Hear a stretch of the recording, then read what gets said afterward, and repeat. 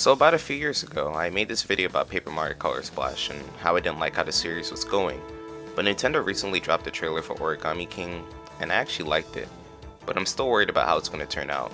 It definitely looks like an improvement from Color Splash, but I still have a few problems with it. So in the first two games, what I really liked about them is that you actually got partners, and yes, they were Koopas and Goombas and all their things too, but they had good designs and stuff like that, and they're pretty interesting characters just in general. I'm not going to talk much about Super Paper Mario because I never played it and I don't know much about it, but in Sticker Star and Color Splash he had these two partners, Kirsty and Huey, and they didn't really help out in battle that much, but in the original two games he had the characters like Goombella, Goombario, Koops, who helped you out in battle, and it was just much better than having just Mario fighting the enemy and that was it.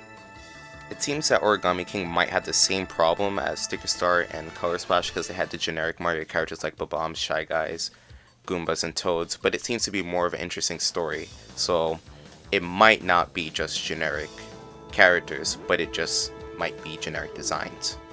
The battle system of the first two games was just like a traditional JRPG. Every character had levels and they had their own unique abilities. It was challenging and fun, but it changed in Super Paper Mario, where it was more action-based. In the newer games, Color Splash and Sticker Star, you had to fight enemies, but they didn't have any levels, so there was no point to fight enemies unless you were getting more stickers and cards to fight bosses, which basically made battling useless. Now, Origami King looks like it actually might be closer to the original battle system with the regular hammer and jump, with the addition of the ring system, which might actually be cool to be honest, but we still haven't seen that much to know for sure. Now, the Paper Mario games most likely changed because of the different directors, with the first three games being directed by Ryota Kaode, and the last three games, including Origami King, being directed by Naohiko Aoyama. Now, the story seems interesting with everyone turning to origami like an origami cult, and some people not turning to origami because they don't want to, like Mario. But, of course it's a trailer, so all the good things that we saw in the trailer are probably just the good parts of the game, and they might have left the bad parts out, but we can't be so sure until the game comes out. Hopefully Nintendo comes out with more information about how battling works or if there are any partners returning. If the game moves more towards how the older games were in terms of story and the battling, I might think about getting the game, but you see, Nintendo doesn't really have a good track record with the past two games, so I'm not sure about it.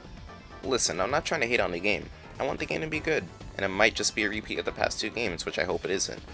At least this video isn't like my old one from 2016 where I titled it, I Hate Sticker Star. And yes, I did that. Do I regret it? No, I don't. Anyway, that's all I gotta say about the game. See ya.